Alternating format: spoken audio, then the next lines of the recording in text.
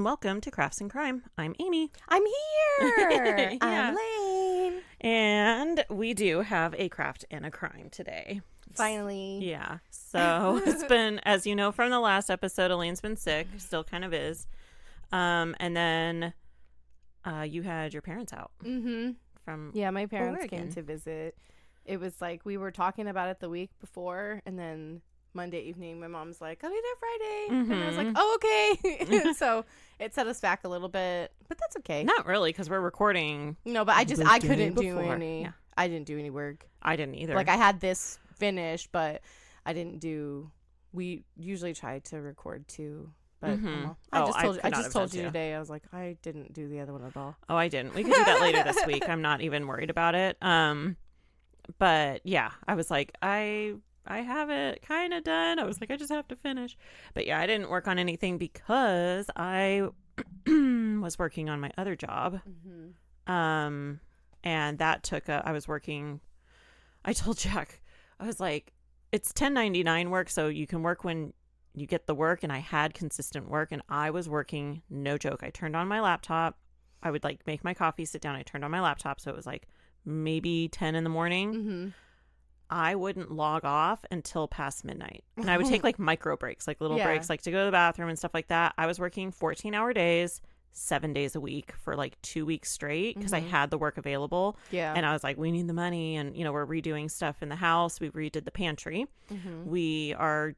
I was just telling you, we're doing the bathroom and stuff. So I'm like, we need the money. And then now I like don't have the work. Boo. And once I didn't have the work, I was like, oh my gosh, I'm so mentally fried. Like, I'm so tired. And Jack was like, I told you not to burn yourself out. And I was like, I'm so tired. Tell the bathroom tiles. I know, exactly. I'm like, hey, I paid for the bathroom tiles.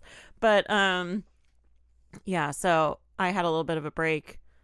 And so then I was like, I don't want to do anything. And today I like my queue's still empty. I don't have work available. Uh-huh. So I was like, well, yeah, I could totally, record and do. Well, I was going to do it anyways, but just getting in, you know how it is. You get into researching and stuff. And then once I was like into it, I was like, I forgot how fun this is. I was like, actually, It's how we feel every time. Yeah. So I burnt myself out because I had mentioned it like the last couple of recordings back, but I've been a lot busier the last like 6 weeks than I usually ever am. I mean, Kurt and I have gone out a couple times, and then I went to that music festival, and then that was a lot for my body. Like as a chronically ill person, it's hard. It was an entire day of standing, and just we sat a couple times. It was a whole festival of walking. It was, oh my God, it was like a Disneyland day of walking. I think it was like 12 miles almost in the day, because it was a lot of back and forth from stage to stage because there were 5 different stages. And then 2 days later I got what Kurt had, and then it's like the sickest I've been in so long. Like I got sick last December really bad with like a flu, and Lenore was like living here because I could not get out of bed. I was so sick. It was like 5 days, and this is so bad, but like in a different way. It just sucks. It's like a lingering type thing. It's not like you're full blown like, oh my gosh, I got a fever and like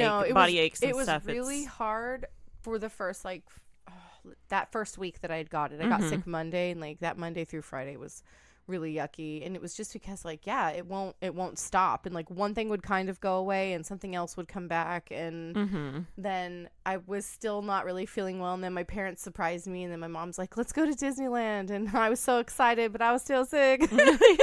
Not like contagious sick, but just like not at run all. down sick. I was like, my lymph nodes are still swollen. I never burned a fever this whole time. I'm technically, if you want to go that route, I haven't felt well for 3 weeks today, 21 days. So I wasn't contagious, but I was totally that asshole that was just like coughing into my shirt. Like, I'm sorry. I'm never bronchial, and it's like all trying to come up, and it's gross, and it was really uncomfortable, and I was popping ibuprofen the whole day, and it was hotter than it was supposed to be. Yeah. It was only supposed to be like 82 or 83, which is still pretty warm to be outside all day. Lenore was texting Avery. She's like, it's so hot. Yeah, it was really hot. It got to like almost 90. Luckily, Anaheim is coastal though, so it still gets hot. Yeah, but once it hits like 5 or 6, it was fine. But that first part, and then I got sunburned, and so did Lenore. And I was putting on sunscreen so much, but I had gotten sunburned at the festival, and it had like barely just healed. I don't go outside. Yeah, I'm a vampire. I'm so brown now, and I have gotten so tan. And I'm just, my body's like, what are you doing? Yeah. All this What's sun all and this vitamin D? exercise. It's ridiculous. I'm just Yeah. like, it's terrible. So, and now we're like over basically in the triple digits for the foreseeable future. Not just like 100 either. This weekend's like 108, 109. Of course, Frank's gonna. We started recording and he's like, I don't want to sleep. Yeah, I he wanna was cause like problems. messing with your shoes, and then he's in the closet. Here, I'll let him out right now because otherwise he's just gonna keep going out. But yeah, it's just like it's crazy. Like Kurt and I have been trying to plan other things too, and it's nuts because like every single cool thing that's happening is like every single weekend in October. Mm-hmm. Like, what is October. going? Yeah. Like every show and everything we keep looking at is like from the very last weekend of September to like every weekend in October. To the point we're like, damn it. Well, if we do this, we can't do this one. Like, this has never happened before. That's our August because my niece and nephew both bought their tickets, so they are for sure coming here in August from Germany. And so Sandra's only going to be here like 2 weeks, but then Amy's going to be here a lot longer. Oh, okay. Yeah, my niece is named Amy. So it got and, from the month it did shorten down again. Yeah, so I think work or whatever. So he's only staying. They're both going to get here on Lenore's birthday, and then the next day is Troy's birthday, and then, but Troy's he'll already be in high school. Yeah, he's starting high school on like the 5th or whatever that first week. So. No, I think it's and the 6th. Then whatever that Monday is. It's a dumb week. It is. And then so then he's leaving the 23rd or something like that. So it's only like 2 weeks, and there's a lot that we're trying to do. And I'm like, oh, that's only 2 Saturdays. And so the first Saturday is like, they're going to be so jet lagged the first day or two. That's what we were just talking about is Jack saving his vacation time for this 4th of July weekend so that he can take off those days because it's only 2. He's taking off like a whole week. He's taking off Troy's birthday the day after because he's going to be picking them up from the airport on the 8th. So yeah, there's a lot going on, but he's taking like a whole week off in August, that last week that Sandra is going to be here. And I think him and Gabe are going to take Sandra to Anaheim. Speaking of Anaheim, there's a bunch of breweries out there. So Sandra's turning 21 this month. And so now, it's officially July. Yeah, it is July today. Yeah. And here you have to be 21, not in Germany. So now he can go out to the breweries with the guys. And so they're going to do a little trip, and then he wants another tattoo. He already talked to the tattoo artist and stuff. So George again? Yeah. No, not whoever did my tattoo and his tattoo. George. It wasn't George. The heavy set. Was it? Old Is his guy? name George? Yes, his name's George. Okay. I can't remember. George. Who's the other guy that did Avery's piercings? The guy that Sharif. Okay. That's the I owner. was mixing him up. Yeah. Oh, okay. I just couldn't remember the name. Yeah. So he talked to him again. I just know his Instagram handle. I cannot remember his name.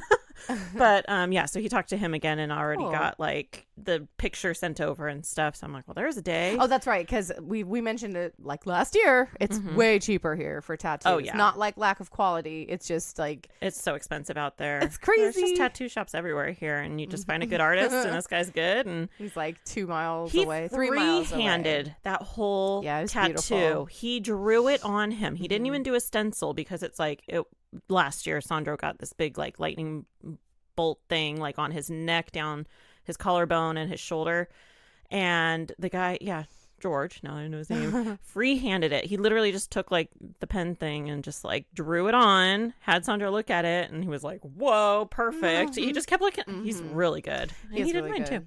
But yeah, so he's already planned that out. Yeah, but I'm and like, it's really, if you don't know anything about tattoos, the simpler it is, actually the harder it is, because every tiny mistake is going to show up. And so he did Sandro's and yours, because you do like lettering and liner. Sometimes you'll use like a 2 needle or a 3, but the thinner it gets, it shows up. And you have to be careful because the poking, if you drag too much, you'll literally just cut their skin open. Like you'll slice it open with a single needle. Yeah, mine's okay. I'm like, it probably could use a little touch up in some of the Morse code. He could dots, probably do it while you're there. I'm for like, a tip. I really don't care. I'm like, it's not that big of a deal. I was trying to tell Sandra, I was like, you should have Jack take you and convince Jack to get a little tattoo because he doesn't have any, but he won't. But yeah, so we have that, and then Amy's not leaving till September 5th or something like that. I can't remember. The 4th, the 5th, 6th, something like that. So we have more time with her. School? I don't know. I really don't. Like, but I know she's in school in July, which is why they had to come out in August instead of July. And I'm like, well, that sucks. It's Troy's in school. I wonder if they go like how the Pacific Northwest does, where kids go back in like September, like the middle of Probably. September. I don't know. I know. I wish. I just know she's in school in July.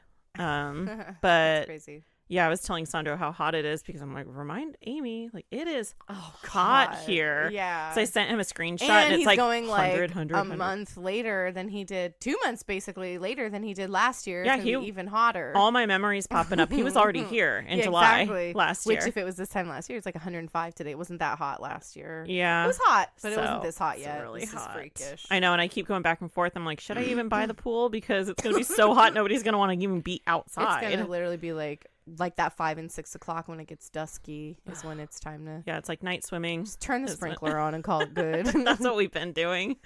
Going through so many of those blow up like things Oh, from yeah. like the one from Aldi broke, and then I got a lounger thing for Avery that like is kind of like a little pool. Like you lay in it, it could float in a pool, but you could put water in it and like lay on it, and that popped. And so then I bought a new pool from Aldi that was like $7. It's just a tiny little kiddie pool for Lincoln Lily. And that's still in the box. But yeah, we've Is just it been like doing just the sprinklers. little There's just a vinyl, little- like it pops? a little like round the one. edges go with? No, it's just a blow up little round okay, thing. blow up. So that's what we've been doing. But it's so hot, and I asked Avery because she put her suit on and went outside. I was like, "Oh, are you gonna do the sprinklers and stuff?" And she's like, "No, I have to water the plants because she forgot to last night. That's like her chore." Mhm. And she's like, "It's just hot." So she put her suit on. I'm like, "Okay, well, we It got that is. kiddie pool, and I bought more bubbles because we got the bubble machine, and so it's just too hot." So Yeah, it's basically just too hot to exist. And it sucks because, like, for us in the area we live in, electricity is really expensive because there's a lot of us in this, like, we're all crammed in here. Like, the amount of people that live in our city maxes out the amount of people that live in the entire state of Oregon. I think we're over in the 2 millions, and Oregon only has like 1.8 Yeah. million people in the whole state. And so our electric bill is like $700 to $800 ours was so bad a last month, summer. and I'm still paying for Yeah. last summer. Like you get to do these like payment plans, and it's like it's unbelievable because it's just like and there's just the 3 of us at our house, and it's just from the AC. Yeah. It I sucks just so bad. watched a TikTok. Did your AC It just just kick kicked on? And I saw a TikTok because right now, the UK, they have like this heat wave going. And those the poor guy things, was it's like 80 degrees Fahrenheit. So he was talking about like, is it true that you Americans have your AC set at like 75? And because that's what the heat wave is over here at 75. And we're like, yeah. They're like, so you're telling me, I'll have to show you the TikTok. It's funny. He was like, so you're telling me that your cold house is what our heat wave is? You're paying to be in a UK heat wave. My friend lives Yeah. in Britain, and they say the same exact thing. Like, I can't remember exactly, but and of course it's all relative. If that sucks for you, if it's the hottest you've ever Yeah. felt, it sucks, and I totally get it. But it is bananas because what is comfortable for me in the house that I've grown accustomed to, because Kurt, you got to remember, he's like outside in this heat constantly, and the warehouse that he works inside, because they're curing cement pipes, it has to be like a big humid kiln. So it's like up in the 130s in that building. It is open and they have fans, but it's just hot as shit. And so for him to come home to like a 70-degree house is like a 40 fucking, sorry. Yeah. It's that's more than that. I can't math. That's so much. It's a big difference. It's like a 50-degree, possibly more than that difference. And he Yeah. comes home in like thick winter pajamas and a thermal, and I'm like, can I please turn the air conditioning down more? I know. In the winter, you kill me. I can't. That's because, not me. Like, I know, but you're like, oh, Kurt's on his way home, and you turn the heater on. I'm like, why? Last winter, I know. It's Last so winter hot. wasn't that bad though. He finally like. Oh, I chilled was a like, little. it's the It's so sauna bad. in He'll here. It's he'll so put hot. it to like 80. Oh, hell no. I know.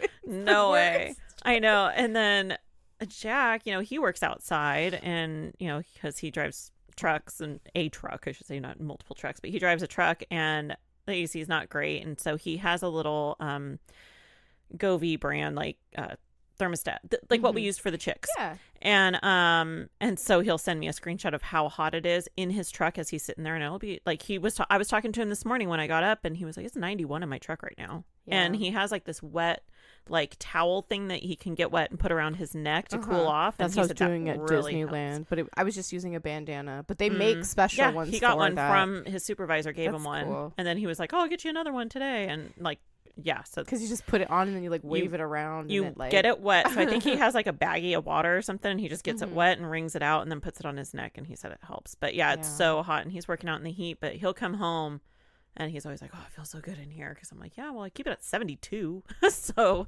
it should." But oh my god, I'm like every time I turn on the AC, I'm like, "Oh, I'm poor." Like it just sucks. Every time I turn it on, I regret it. Okay. Oh, I'm like, what is on my screen? Oh, that Walmart return. Sorry, everybody. That Walmart return that I just did. Your return? My return. Your Walmart return. I had ordered all the kids their shirts so we could tie-dye. And so I ordered it from Walmart and I just did like a delivery from store. And so I had like a large for Troy and Lenore, a medium for Scarlett, a small for Avery, and then a kid's small and medium for Lily and Lincoln. And they substituted the medium kids for a small.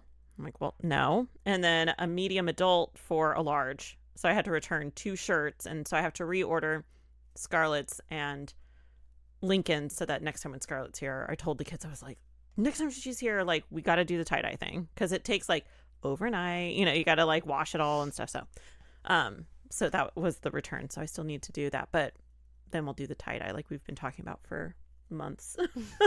No. That was supposed to be part of Scarlett's birthday present. Like, hey, we'll do a tie-dye party and I'll buy you a shirt and stuff. And then I was going to do the blankets, but I'm like, I don't know. I still have them in my cart. I'm like, that would be so cool. They're like these big cotton, like just white throw blankets. That I'm like, that'd be so cool tie-dye. Like, that would be fun. But anyways, okay, we'll get into the craft. What? No, I just thought, I was like, oh, like a blanket and a shirt, and if we could get matching white shorts, then they just lay down, they blend in. Because if they do the same pattern, camouflage. So we'll get to that. Yeah. Later so I'm in the like, I summer. don't know, because the blankets are kind of pricey because there's 6 kids? No, wait, no. Yeah, 6 kids. Your 2 and my 4. That's 6. Yeah. I can math sometimes. I couldn't even do math on from 70 to 130, which was 50. Is it? I'm like, 7, 8, 9, 10. No, it's fucking 60. Well. I'm all 70, 80, 90, 100, 1, 2, 3. It's 60. Oh my god. Okay, what's your craft? Well, my craft, actually, it's really funny because the only reason I brought that up was because I pulled up my phone, like I picked up my phone to start opening up my craft, and it was on my like lock screen that like your return's been received and blah blah blah. Because they like come to the house now and they'll pick it up, which is nice. So Walmart Plus. Yeah. Cool. So it kind of ties in. Talking about tie-dye, it kind of ties into my craft. Okay. I know I already did tie-dye. That's not what I'm doing. And there's a reason why I'm doing this. So I am doing color remover. Oh. So removing color. And the reason being is, and I did this pretty much today because 2 days ago, so this weekend. Okay, so as you know, like I said, I have my one job, the computer job. And it takes up a lot of my time. So I'm not really doing laundry anymore, but I have, Angie. Hi, Angie. She listens to us. She says she listens on her way to and from work. So hello. But anyways, I had her laundry and I've been doing theirs for a while, and she lives like real close to us. And I messed up. I did not see a pair of red pants. I didn't notice them. And their her baby sling, like the wrap, ended up in that load of laundry. And as a lot of people know, red color bleeds. Now, they do have like other red stuff like I do, like my kids do, and it's like the flannel red pajama pants and stuff. So I didn't even make the connection. I was just grabbing stuff and like pulling out white stuff, and I didn't see the baby carrier thing. It was like wadded up, and so I was just trying to hurry and get their laundry done fast. So I was like, oh my gosh, get it out. Of course, there's like a pink spot, like not even, it wasn't the whole thing, because it was a white baby wrap with like a black black lattice print on it. And so for those who don't know, a baby wrap is like this long piece of fabric, and you wrap it around your body to hold the baby in place. It's usually like around your center, over your shoulders, all that. Like I had one when I had Lincoln Lily. But anyway, so it's this big long piece, and there was just the tiniest little bit, and I was like, oh, dang it. Like, I got red on it, and so I was so mad. And then there was like a laundry bag that kind of got pink, but I'm like, well, that would have happened anyways because I throw the laundry bag in when I do that load, whatever is, anyways, not important. So I was like, oh, I'll just do what I did before, like when this has happened, and it'll get like on a towel or on a white shirt, like the one white shirt that ends up, and I use the RIT color dye remover, or the color remover, and I had it, and so I was like, oh, I'll just do this, and you put it in a big pot in the stove, and you get it hot, and then you just dip the fabric in it, and it takes the red out, you know. Did it take out the black? Yeah. I was not thinking, and I was like, oh my gosh. So I put it in. And then I was like stirring it, and then I looked and I was like, oh my gosh. I was like, I'm so stupid. So I quickly tried to get it out, but it's hot. I'm getting it out, and it's all over the kitchen. It was a huge mess, and Jack's like, what is happening? I'm like, I made it worse. I was like, I don't know what I did. At least it wasn't a big giant red velvet comforter. Oh yeah, I know, right? But I'm surprised you remembered that. I didn't do it. Somebody else stupid did it online. No. But yeah, so I was like, oh my gosh, I made it worse. And it was like, it bleached out. So it made it like, here, I'll show you. It made it kind of like brownish. So I was like, oh, it's not horrible, but it's not great. It's not supposed to be that color. It looks like it got bleached out. I was not thinking, so I'm so sorry. I lost sleep over it that night. I was like, I ruined it. And I was like, I'll just buy a new one. And so anyways, it all got worked out, and Angie's awesome. And she was like, I kind of like the brown. So I'm like, if I didn't know there was something wrong with it, I'd be like, oh, it's just brown. It's yeah. Like I mean, there's a couple spots that still had the color in it, but it's not like super noticeable. But I was like, I'm so stupid. Duh. It's going to remove all the color. I was not thinking. So because it was so on my brain, I was like, I'm doing a different craft now, because I did tie-dye. And here's the thing is, you can tie-dye with color remover. Right. And because I'm sure you'll talk about it. Yeah. But it's anyway, so I'm just covering color remover. So I'll just get into it. So okay. So color removers are chemical products designed to remove or lighten artificial dyes from fabrics, but also hair. Like, think about, you could do color oops. Like color oops. Yeah, it'll remove the oopsie color out of your hair. So the development of color removers traces back to the early 20th century, when I know you've covered dyes and colors and stuff. But synthetic How dyes, dare you? I know, I'm stealing your topics. But synthetic dyes became like, they were used more, so they became more popular. And so prior to this, natural dyes, kind of like what you were talking about, were more predominant, and so then their removal involved different techniques. But with synthetic dyes, now we needed a method to remove these synthetic colors or alter the colors, make it like from not bright red to pink. Yeah. So kind of like I was saying, if you put a red pair of pants in with something that's white, it's going to turn pink. So there are different types of color removers. And so, like I said, there's hair color removers, and these are supposed to remove artificial hair dye. So it's not, don't think of color removal for your hair as like, oh, I'm a natural brunette, I'm just going to remove all the color from my hair. No. It's not going to bleach it. Yeah, it's if like you did purple in your hair and I'm like, oh my gosh, I hate the purple, I want to take it out. Right. So this is pretty much straight from Wikipedia, because I'm like, how do I sum this up or put it in my own wordings? I'm not going to. So hair dye stripping is a chemical process involving the application of a sulfur-based product to hair in order to remove deposited color. Like I said, hair dye.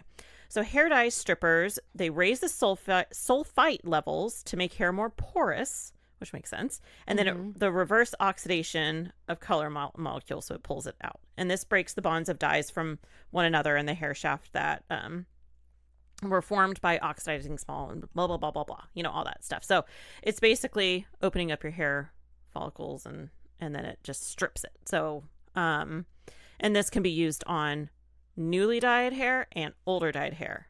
So it doesn't matter if you like just did it and oh my gosh, I need to run and get it. It's like you could have it in your hair for a few days or a week or so, and you could still remove the color. So then what I really wanted to talk about is textile color removers, because this kind of goes into like crafts and stuff. So so this a lot of times is used to correct mistakes, like what I tried to do of, oops, I just wish it was like a sock or something simple, but it wasn't. But, so anyways, we'll go through a little bit of history. So, of course, you got ancient and medieval periods. So in ancient times, natural dyes from plants, insects, and minerals, kind of like what you were talking about, were used.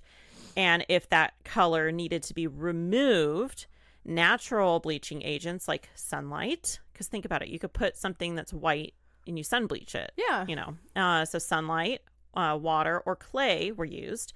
And these obviously weren't great, but they can kind of get the job done. Then in the 18th and 19th centuries, there's the synthetic dyes like we were talking about. And obviously the textile industry took off. And this then created the need for like, we need better techniques to remove this color. So acidic and basic chemicals such as like sulfuric acid and sodium hypochlorite became more common for taking colors out of textiles. So then, you know, on to the 20th century, we have synthetic fibers. And you will see, like when I talked about tie-dye, there are certain fabrics that can't be tie-dyed. Like polyester does not really do well. And so it's the same with removing color. They needed to have certain techniques for removing color from different types of synthetic fibers. Yeah. So then this is where reductive agents like sodium hydrosulfite and, I don't know how to say this, thiourea dioxide. Sounds close enough. Okay. For this, this helped, you know, they started doing this to remove or using these elements to remove color. So chemical stripping is the most common method, kind of like what I use. That's a chemical. So there are different kinds. I really did a deep dive into this, but I'm not going to go into as many details, I guess, because it's kind of boring for the listener, but it was interesting for me. Okay. But there's sodium hydrosulfite. There, like I said, there's this is reductive stripping, but then there's oxidative stripping. So through oxidation. Oxidation stripping, I'm going to call it that. That's where you use the sodium hypochlorite and hydrogen peroxide. Because, you know, if you look at your towels, it'll say a lot of times I keep away from hydrogen peroxide because it can remove the color. So like if you have a black towel, it's probably the tag's going to say keep away from products with hydrogen peroxide because it will remove color. I had to use hydrogen peroxide when Jack drilled through his finger and got blood all over my clothes. And we just had to be really careful on like what. But anyway, so hydrogen peroxide. Think about oxidation. Then you have the acid and alkaline stripping. This is things like the sulfuric acid and the alkaline solutions. So then, other than chemical stripping, you have physical stripping, which is, it's not really common, but it'll still remove dye from the surface of the fabric. So things like sanding or brushing the fabric, or sound waves. So imagine like you got a pair of denim jeans and you can scrape it and it'll remove a lot of the color. And you can like distress jeans by just removing color by scraping it or like getting sandpaper or whatever. So that's still removing color. So it's an abrasive way. But yeah, so as I was saying with tie-dye, you can use the color remover. It's just a chemical. Like I said, you mix it in with water. You can use it to remove the color. So you could have like a black t-shirt, tie it up like tie-dye, and put it in the solution, and it'll remove everything, like all the color except for like what you tied up. So it's like reverse dyeing. So it's kind of cool. So that's just kind of the science and the history behind it. But I use, like I said, the RIT color dye, the RIT color remover. Now the RIT company for their dyes, they've been around since 1918, but RIT didn't, the RIT color remover didn't come into their, you know, it wasn't introduced until 1924. So that's pretty old. That's 100 years old. Yeah. So talk about 1924. We're 2024. So 100 years ago. How ironic. That See, they were messing up laundry 100 years ago, Amy. Right? I know. So it's not just me. It's so your one 100 time years you're ago- going to think of for the rest of your life. I know. I did it on the 100th anniversary of Rit Dye. Rit color Hashtag not remover. sponsored. I know, right? But sponsor me. Sponsor me. Exactly. I can have a TikTok full of all the mistakes, things not to do. But anyways, so according to their website, quote, Rit Color Remover is a non-chlorine reactive type of bleach that will not damage or deteriorate washable fabrics as chlorine bleach will. It is used primarily to remove or reduce color from fabric prior to dyeing, creating a blank canvas for dyeing to a true color. It works on cotton, linen, silk, wool. How do you say this? R-A-M-I-E? Rami? Rami? Rami? Say I don't that know. again? R-A-M-I-E. Rami? Rami? I have no idea. I don't know what that is. I don't know either. And rayon. I know what rayon is. It may have a limited effect on polyester, like I was saying, depending upon how it was dyed commercially. Unfortunately, color remover cannot remove the pattern or print from a fabric. Lies. Rami is a natural, sustainable fabric made from the stems of plants in the nettle family. Oh, okay. Well, it'll work on that. It can. It also cannot remove the indigo color from jeans. Oh, okay. So, it'll probably just change the color. But yeah, I'm like, well, it didn't remove the pattern on the fabric. It just made it look different. Yeah. It did kind of look like it got bleached out, but in an even way. It's so weird. It's so weird. But anyways, so in a crafty way, like I said, you can do reverse tie-dye. So remove the color. So basically what you're doing is, like I said, you dissolve the color remover in hot water. So I just had my big canning pot. Oh, yeah.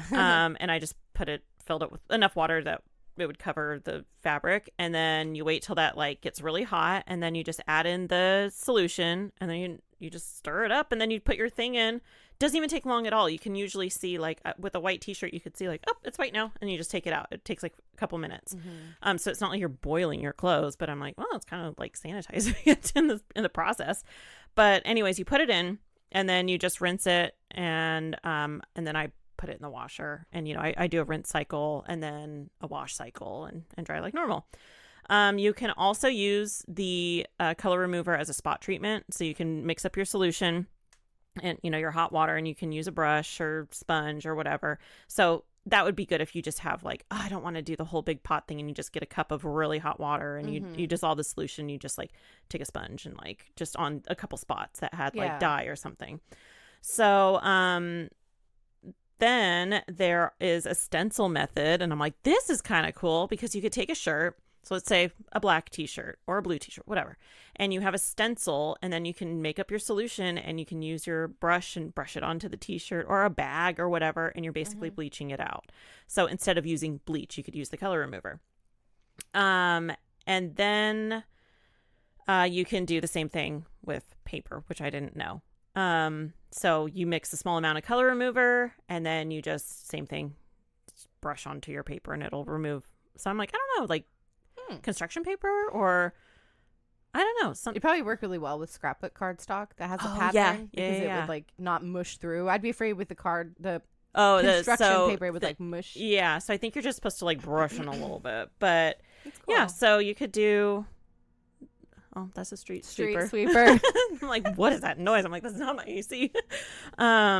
So yeah, there's a bunch of stuff you could do it on. This color remover technique, you could get creative with it if you're not just like, oh, well, I have something that has a red stain on it or a blue stain from a denim jeans or whatever. Yeah. But there are things I am going to say, there are more precautions that you should take than like with tie-dye. You know, tie-dye, it's just like, kids, here's your dye and you put it in. There are more precautions you should take using color remover because it is a chemical. You should be sure with skin sensitivity, you use gloves. I did not use gloves because I'm stupid. But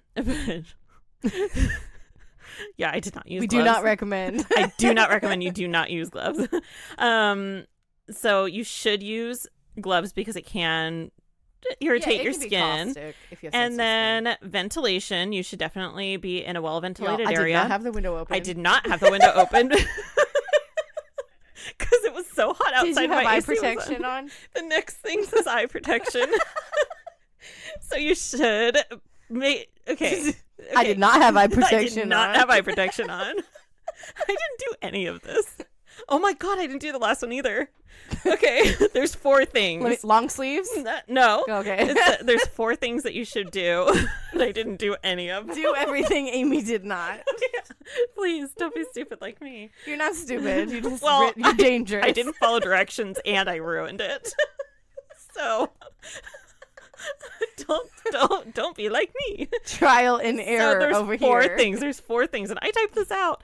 Skin sensitivity, so you got to be careful with your skin. Ventilation, don't breathe it in. Eye protection, don't look at it. I don't know. Don't get it in your eyes. Splash it 4th directly in one, your eyeballs. fabric compatibility, so Oh. you make sure that the remover doesn't damage it before, so you test it in a little area.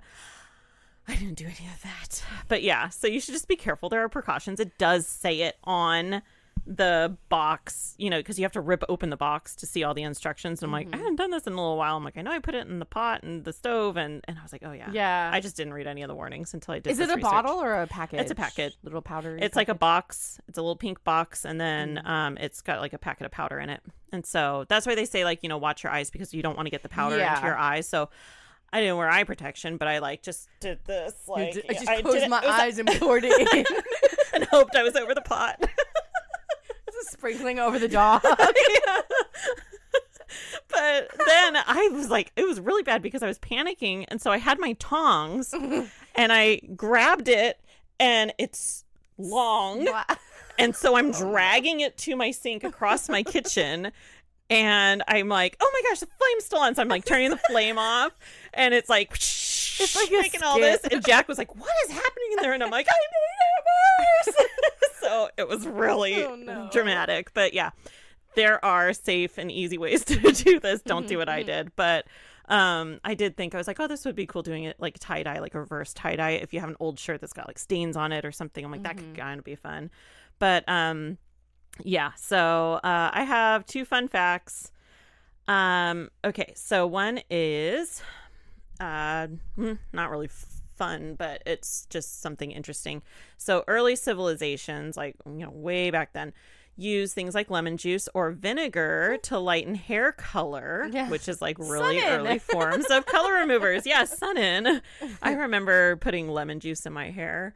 Never lighten my hair. I'm dark brunette. I think Kurt and Jack, all the guys, did a bunch of sun-in to see if it would lighten their hair one time, and then I think because Kurt's already kind of blonde, it worked on him. But if your hair is dark, it'll just like copper the shit out of it. Mine did not do anything, and it's like Avery really too. Damage it. You have to put so much on. I'm like, no, we're just brunettes for life. You're better just dunking your head in the chlorine pool, just letting it dry in the sun. Yeah. See, but that never did anything for me. Like growing up, I always dyed my hair by the time I really got, because I didn't learn to swim till late. So I was like, my hair would turn green all the time.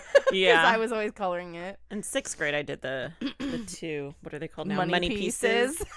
Yeah, sounds 6th grade in the 90s. Yes. So anyway, so my last one, and then this is the end of my craft. And this is really cool though. During World War II, color removers were used to recycle military uniforms by removing insignias and rank markings so that they could reuse the uniforms. That's super cool. I thought that was cool. I remembered once I read it, I was like, oh yeah, I forgot about that they did that. But yeah, so that was really cool though. I really liked that. Good job. Thank you. Okay, so what do you have? So, okay, because we have been on such a little wonky back and forth here, I had this planned back a little while ago, but then I swear it was like we did our nearly anniversary episode, and then so like it kept getting moved. We did like a Dingus Day, and then that threw off our not our scheduling the way we do like Crafts and Crime. So then what I had is like, oh, it's okay, it's fine. So technically, eventually, it's really interesting because it's going to tie back into one of our older episodes, and it would have been more relevant if it hadn't been like 6 weeks later. I know. It's okay though. We're back into it. We're getting back into it. Okay, so my case is of George Chapman. Okay. So we're going back to the 1800s again. You know how I love these. Like, you can do those. So George Chapman was born in 1865 on December 14th in Poland to Emily and Antonio Klazowski. His given name was Severin, which I think is kind of cool because I only know that of like Oh my God, a Lou Reed song. So, Okay. his dad was a really successful carpenter, and he wanted his son to have a good education. So, he sent Severin to really great schools, and he left when he was 14, which is actually a pretty decent amount of time. Most children hit after they learn reading and writing and basic math, they usually left school back then. So he stayed until he was about 14, which was a nice long time. And he got a job as an apprentice with a surgeon, which is so funny, but that's just like how it was back then. That's so bizarre. Right? It's like didn't have to work his way up in the ranks. Just No. like, oh. I'm 14 and I'm a surgeon. So, scary. Right? He was really smart. He was really hardworking, and he was valued. And in about 1878, so he's about 17-ish, he decided that, it was time for him to leave. And he decided that he was going to move to London, a big bustling city outside of a place that he, grew up. But they still had a really nice established Polish community. There's no place like London. So he moved into the East End, and he became a barber. I know, that's why it was making me laugh. There's no place like London. And in case you don't know, a lot of people don't. At the time, a barber did your medical stuff too. Yeah. Like if you had a cut, he would stitch it up. If you had a tooth problem, he would pull your tooth. They would lance boils, and they did all kinds of stuff back then. You weren't just a barber. So with his medical knowledge, he was, kind of doing this kind of job around with his barbering. But he said that he did not use any of his medical knowledge for that. But that's like ridiculous. Yeah. Okay.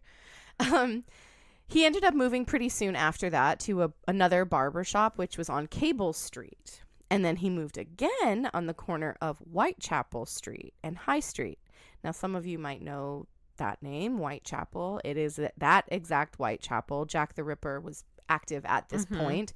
And we had another story that we were talking about way in the beginning where the little boy was all into the murderers at the time. He was smart and educated and pretty handsome and a ladies man. And he was a partier. He was successful enough that he always had, okay money to party around. He met a woman named Lucy Badursky, and just by the ski, she's probably Polish too. It didn't specifically say. In 1889 in the fall. And only 5 weeks later, they got married. Now, this is kind of crazy, but it was pretty common back then. I mean, it wasn't good. It didn't look good for a woman to go dating around a guy for any length of time because you dated to get married. So they got married. But unfortunately for Lucy, George Severin was already married in Poland. What? His wife had been looking for him, and she found him. But Lucy was already pregnant. And so his first wife in 1890, she completely left him. And it's pretty sad. And Lucy didn't care. She had her man, and so they stayed together. But the baby, unfortunately, died really very young. And the neighbors that were around them would say that they would constantly hear them arguing. They were always fighting. It wasn't a good, happy, comfortable relationship. But sometimes with the loss of a child, people fall apart. Yeah. And so that's kind of a little bit understandable. But it was pretty relentless, they said as well. They really wanted to be happy, and they decided maybe this is the time to start like a new life. They head to America, and they end up in New Jersey. And this fresh start is pretty good for a while. George opens a brand new barber shop, but he is continuing to drink really heavily and cheat on her and abuse her. And just a couple years later, in 1892, Lucy is pregnant again. Oh, God. And she ends up like just done with it, which is not easy to do, especially back then. A couple of times we've talked about this before, and there was a crazy law back in the day in the 1800s where it didn't matter if, there was irrefutable proof, of pregnancy, that it was his. Anyone could just leave you, and they didn't have to pay anything. Yeah.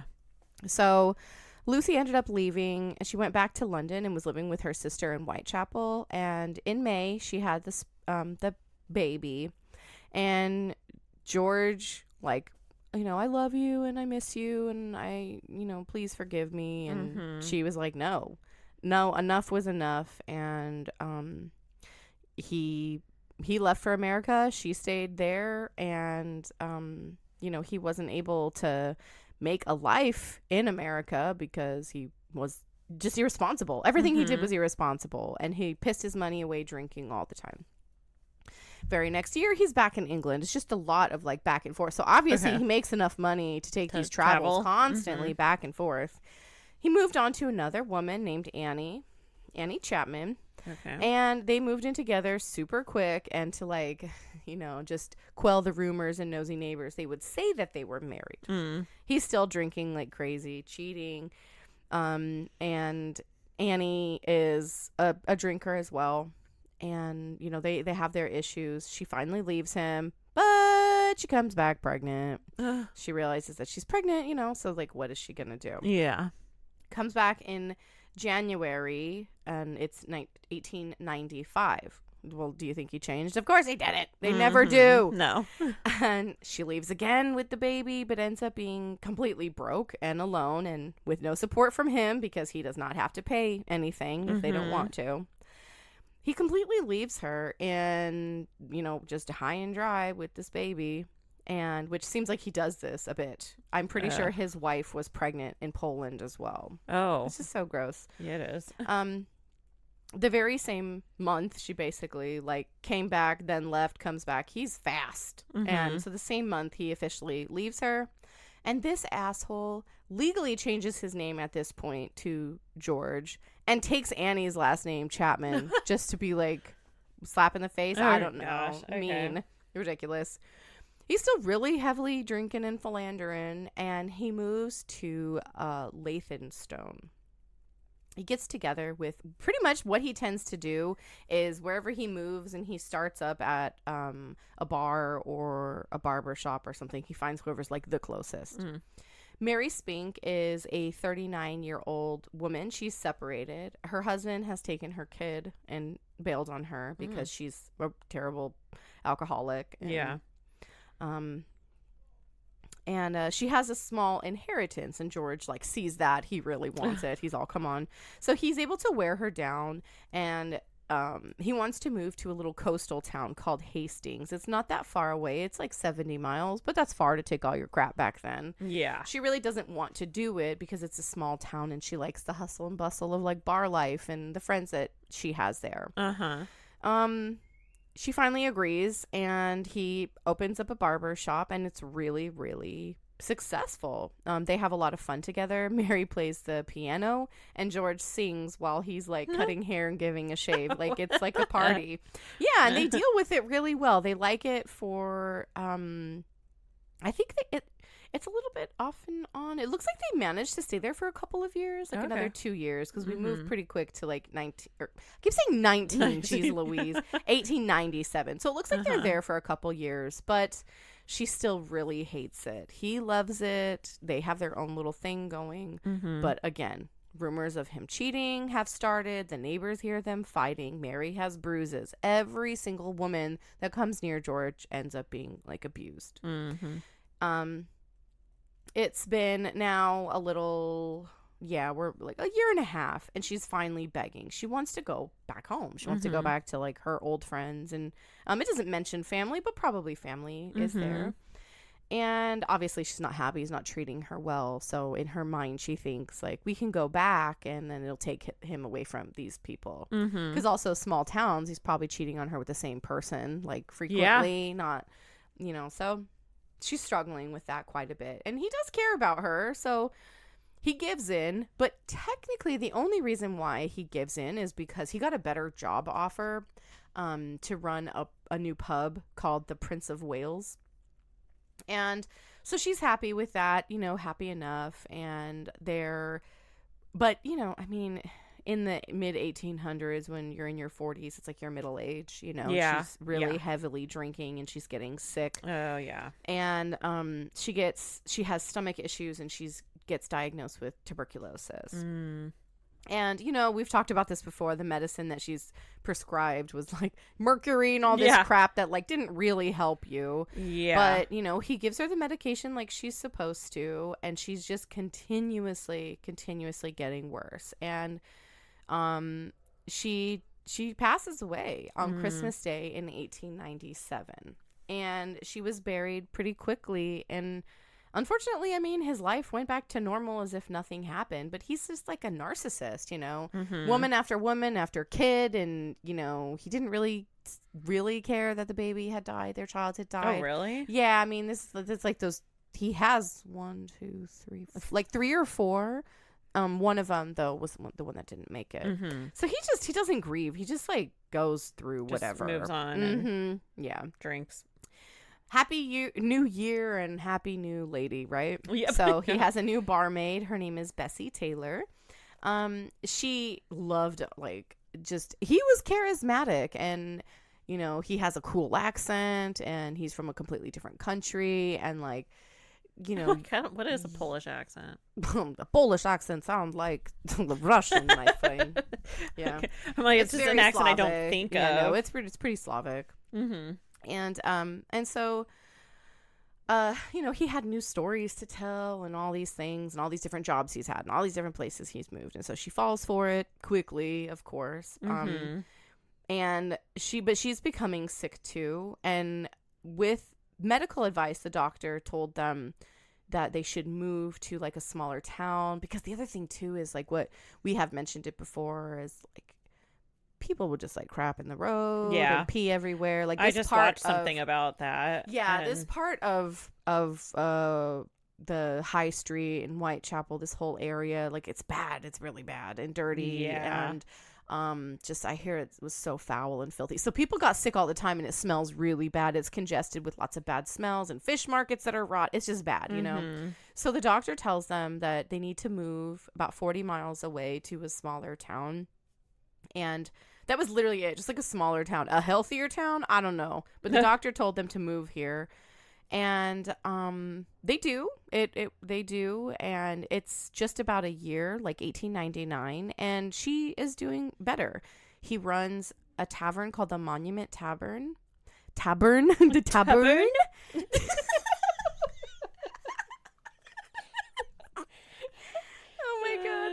And Bessie her health is better, and they actually seem really, really happy. They're doing well. It's like the happiest he's visually been. Okay. But the next year, December 1900, made to the new millennium, Bessie has become really, really sick, and no matter what they did, she wasn't getting better, and it lasted throughout like December and January, and she sadly died on Valentine's Day of 1901. Aww. And her cause of death from the medical examiner was exhaustion from persistent vomiting and diarrhea. Oh. Yeah, which again, like the dirty water, all the too. Yeah, exactly. So surprisingly, George actually took a very brief grieving period, and he stopped working for a little while. Well, this is the first time one of his lovers or whatever has passed, right? Because he's had a child pass. No, the other woman died. Oh, that's right. Yeah, but like Mary,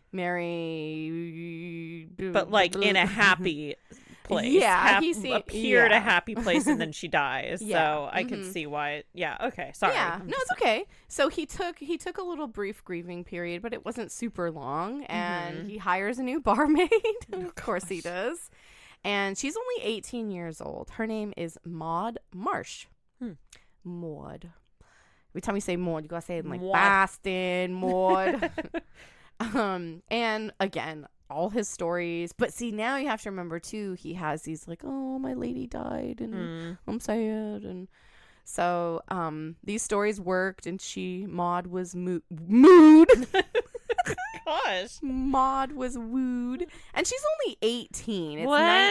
He like, he was born in 1865. It's 1901, 75, 85, 95, 36. Okay. 7, so not 30. that big of a difference. No, not back then, but still it's a little bit, because people were a little bit like, really, he's kind of old. So they did feel it, but So, but good for Maud. She was not getting down till he put a ring on it. And so he proposed about 8 months after freaking Bessie had died, and he's married to Maud. The lease of his pub, the Monument Tavern, is about to be up. And so he schemed for the insurance money and burnt it down. But I kind of love this because they knew he did not get away with it. Yeah. They were able to prove that, okay, they couldn't prove that he didn't do it exactly on purpose. So they couldn't get arrested for the fraud, but there was probably too much, I mean, obviously, like, accelerant would have been liquor and that would have burned off fast. So I'm not sure, but they knew. They were like, we smell bullshit. Yeah. And so he did not get the money for this. Okay. They got a lease on another pub, and they got a new barmaid. And now Maud is realizing that he's given this new chick a lot of attention. How do you think he found you? His other person just died. Like, yeah. So of course he is, because he's completely not different at all. But the difference is that Maud had family. Maud had support. She had somewhere to go. Unfortunately, the other women in his life did not. So they kept having to, and had to rely on him more. And she did not, have to deal with that. So she's like, hey, get rid of this bitch or I'm leaving. Yeah. And so he was like, okay, I will, but we still have to find a replacement for her because, like, we still need the help. Well, before she could leave him, she got really sick again. And she got a bunch of stomach issues, just like the other women in his family or in his immediate, like, relations seem to be having. Her family is super suspicious, and they take her to the hospital. She gets weeks of, like, the best treatment that they can afford for the time. And she is making some progress. She is. So she gets sent home, but George is still totally an asshole, being, stressing her out, making her really miserable, and she starts getting sick again. Her mother, just Mama Maud, I didn't find her name. Her mother is starting to notice a pattern that while her family is present, nobody else but George can help take care of Maud. Like, no medicines or tinctures, any of the prescriptions that are from the doctor. Like, he's the only one, and he'll watch her like a hawk till she finishes all of the medicine.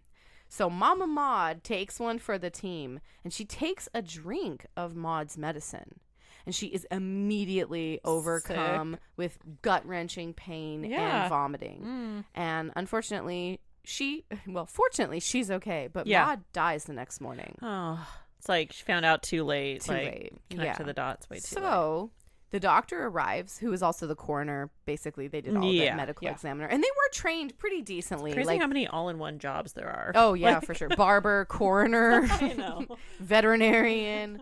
And so I was just so happy for this. But Mrs. Marsh pulled the doctor aside, and she's like, look I took this medicine. It made me sick immediately, and my daughter died. Like, this is super sketchy. And he believes her, and I'm so happy. So he refuses to sign her death certificate. And this is a lot of the reason, like, I keep coming back to these, because it's like the beginning of criminal investigation. Like, they really knew a lot more than people think. Yeah. So the doctor, like I said, refused to sign the death certificate, and they order a post-mortem investigation. And they would do autopsy back then, but it wasn't like we do now where they're, like, weighing everything and stuff. They're just gonna pick through and see, did they swallow something? Does there visually look like something? They know what a blood clot looks like. So they can know, but it's still pretty basic. So the doctor is doing the surgery, the dissection of her organs, and the contents of Maud's stomach and intestines visually contained large amounts of arsenic and antimony. My gosh, I did antimony. I know. This was supposed to follow was it, like, she taking right after. antimony to get rid of her, what was the word that I had to use? Her fevers? Her what was that called?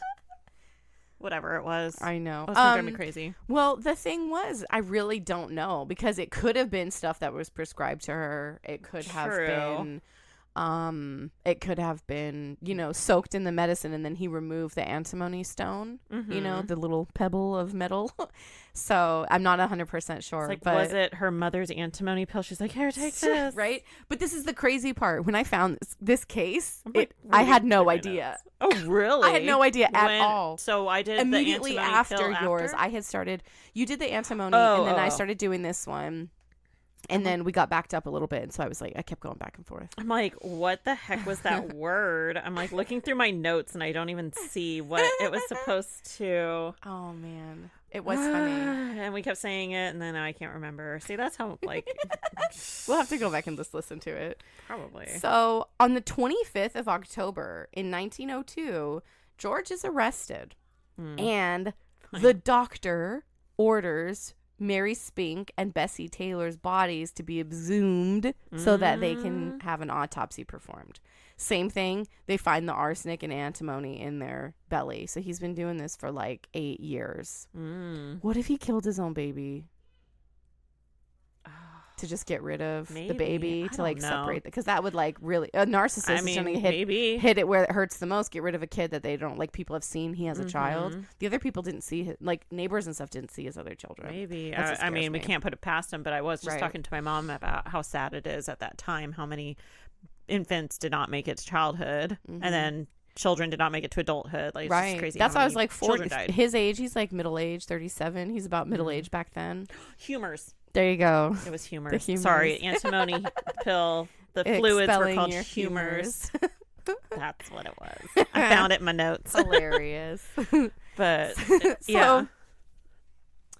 So because the same exact thing was found, this is evidence enough, but they think so. But they need to find evidence specifically tied to him for the poison. He's the one that's doing it. Exactly.